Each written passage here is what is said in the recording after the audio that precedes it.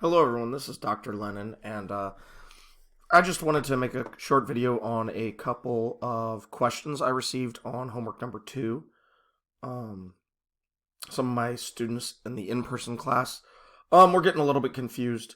So the first one is basically has to do with number 3 and 4. So this is both from the, I think, section 1.6 equations of the quadratic type. So both of these are just quadratic. But if you compare this to the ones we did with my notes, what I did was I used the letter y for the substitution. So basically, in this x plus 1 quantity squared minus 10 times x plus 1 plus 21 equals 0. When you did that lecture, I said let y equal x plus 1, and then the equation becomes quadratic in y, right? The x plus 1 just turns into y, and this x plus 1 turns into y.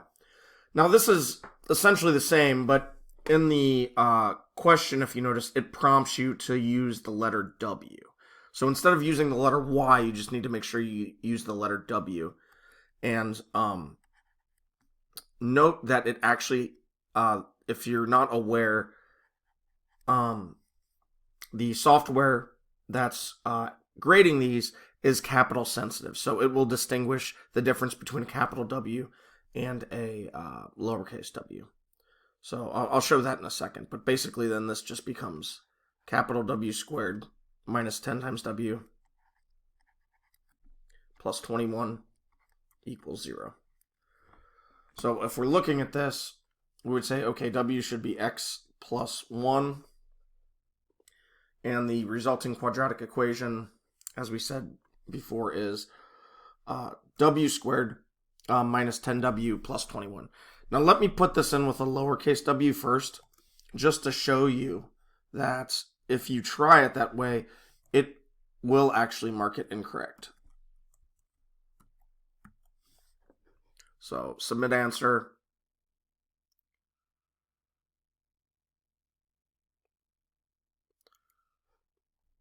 Notice that it marked the first two correct, but the third one incorrect. So that's all we have to do is change this lowercase w to a capital W and submit again, and we should get the correct answer. We should get the check mark by it.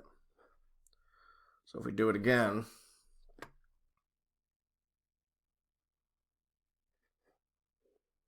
we get the green check mark. Now, they have the same problem on number 4, but essentially if you can do 3 now, you can do 4, but we can go over it as well. It's the same as one of the ones we did in the lecture for this section. So this one's x to the 6th plus 3x cubed minus 5 equals 0. So the thing to notice is x cubed squared is x to the 6th. So if we let w, capital W, be x to the 3rd power, then this just becomes another quadratic, w squared plus 3w minus 5 equals 0. And we already did the section on solving these quadratic equations, so these exercises in the textbook don't even require you to solve the thing. We're just focused on making the substitutions here. So again, this would just be x to the 3rd power, and we get capital W squared plus 3w minus 5 equals 0.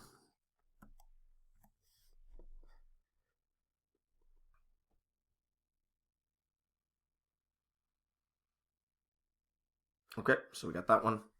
And number 5 was the other big one that was causing confusion. So it's basically just how they set it up. So different textbooks set up test value regions a little bit differently. So I'll write this one down the way I wrote it in the lecture, and then I'll show you how it would translate to the chart. So let's add a page.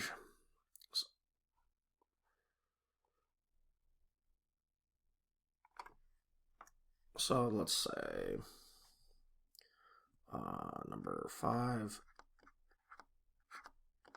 Solve. X plus 1 less than x minus 6 less than or equal to 0. So again, this is a fraction, and there's 2 places. So the fraction is going to be, there's essentially 3 possibilities, right? You could have a positive over a positive, a negative over a positive, or, you know, maybe a negative over a negative. So, something like that. One of these 3 type of things is going to occur. I mean, I guess you could have a positive over a negative. But basically, we're going to get 3 of these 4 possible outcomes. So the way I was setting this up is you have to look for the 2 numbers that would make the top and bottom of the fraction 0. So if you plugged in -1 for x, -1 plus 1 is 0. And if you did 6 in the bottom, 6 minus 6 is 0. Okay, so the way I wrote it was like this. I would say, okay, well, we've got a -1, and we've got a 6. And I would say, okay, this is region 1, this is region 2, this is region 3. And then what you do is you just plug in any number from region 1. So any number less than -1. So you could do -2, let's say. So if you plugged in -2, you'd get -2 plus 1 over -2 minus 6. And we actually don't even care what the numbers are. We just really want to note that whatever number you plug in region 1, you're going to come out with a negative divided by a negative, and that will result in a positive. Now, is that going to be part of our solution set? If you look at the inequality, we're asking when it's less than or equal to 0. Well, a positive is never going to be less than or equal to 0, so that means region 1 will not be part of our solution set. If we look at region 2, we can plug in any number between -1 and 6. Let's just say 0. 0 plus 1 over 0 minus 6. This would result in some positive number divided by some negative number, and that would come out to a negative. Now, negatives are going to be part of our solution set, so we put a check mark there. And region 3, plug in any number larger than 6. Let's just say 7. 7 plus 1 over 7 minus 6 would result in a positive being divided by a positive, which would result in a positive. And as in region 1, the positive ones are not part of our solution set to this inequality, because that's just determining the sign of the fraction and the region. Okay, so if we look at this, so what would the answer be? Well, we know it's region 2, -1 to 6. The second question would be, well, when is this fraction 0 and when is it undefined? That's determined by these 2 endpoints, -1 and +6. A fraction is 0 if the top of the fraction is 0. So the fraction is going to be 0 at -1.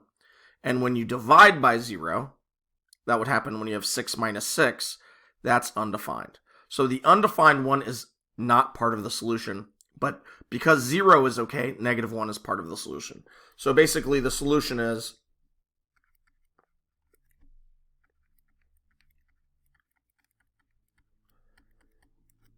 -1, 6. Okay, now let's break it down based on how they're doing it. They're doing it by writing a chart. Okay, so they're not labeling the regions and using the graph. So that's all that they're doing, is they're saying, okay, let's go back and look at the format of that real quick. So they've got interval, sine of x plus 1, sine of x minus 6, sine of the fraction. So I've got that organized like this. They put it in a chart or table. So interval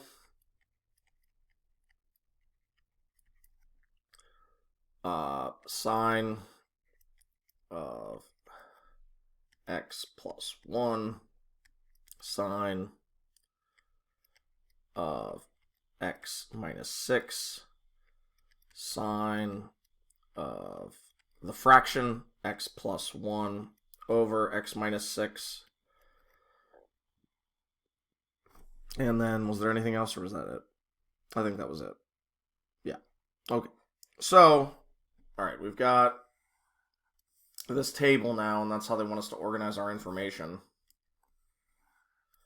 So let's go ahead and do that. We know there's 3 regions.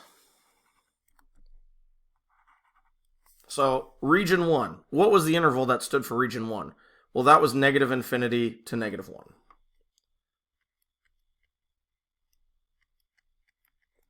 What was region 2? That was -1 to 6. What was region 3? That was 6 to infinity. Okay, so what was the sign? Well, we're just looking at the fraction. It was a minus on top and a minus on the bottom. Minus on top, minus on the bottom. The fraction came out to a plus. What was region 2? Plus on top, minus on bottom. Plus on top, minus on bottom. Minus for the answer. What was region 3? Plus, plus, and plus. So that's how you organize the way that I like to write it down into that table. So let's go ahead and do that and make sure it checks out. So -infinity, comma, -1. Move this over a bit. And then we said it should be minus, plus. Then we had -1, comma, 6. And we said that should be plus, minus. And then we had 6, comma, infinity, and all pluses. Okay. What about the other questions? It says we observe that the numbers, the smaller value is the -1. That's our endpoints are the 2 places that divide our number line. So -1, and the larger value is 6. And do any of the endpoints fail to satisfy the inequality? That's the -1 and the 6. Well, remember 6 minus 6 caused division by 0 in our fraction. So yes, and that point was 6. What's the solution to the inequality? That's what we wrote down over here. Sorry.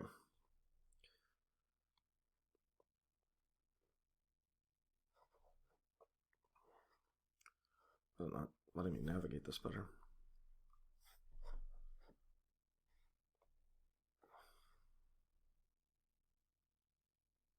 There we go. Okay. So the solution was -1 with a bracket, 6 with a open rounded parentheses. So let's go back. Let's type that in. -1, comma, 6. And submit and make sure it works out. All right. Oh, it already has the parentheses here, so you didn't need to include a parentheses. So just delete that. We'll submit it again, and it should be correct. That's another thing. If sometimes you don't notice the parentheses and add them, you might get an incorrect, even though basically you're getting it right. It's just a syntax issue. But yeah, that's how that problem works. And then I don't think any of the other ones were giving anyone much of an issue. These graphs, if you haven't used them, I'll show you one just to like eyeball it. Let's say just this one, 5x plus 15 less than 5.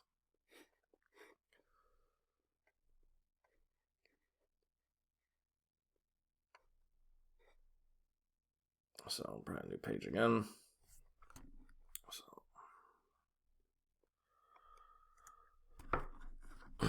So let's say number 9. And there's not much to solving this. It's just subtract 15 and then divide by 5. So we have -15 on both sides. So we have 5x less than -10. And we're dividing by +5 now. So we end up with x less than -2. So if we're going to draw a number line, we'd have our -2. It's an open dot on the -2 because it's strictly less than, not less than or equal. And we're going to shade left. All the numbers smaller would be all the numbers to the left. So that's basically what we're doing. In interval notation, this would be from -infinity up to -2. Okay, so it wants the solution set in interval notation. So if you write in x less than -2, I think a few students were doing that, it'll mark it wrong. Be sure you use the interval notation. So we have -infinity. And you have to find the symbol over here, comma, -2. And then, to do these, we want to put our open dot on the -2. And then we just want to do the draw icon. And what you want to do is click from the -2 all the way over to the arrow, hold it and let go. And that gives you the graph.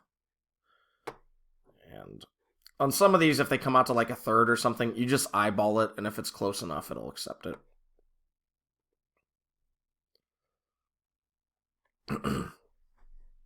And so you see you got that. But those are pretty much all the issues I was seeing my students have problems with on this homework. So if you had problems on any of those, go ahead and try it again. Anyway, that's it for the video. This is Dr. Lennon signing off.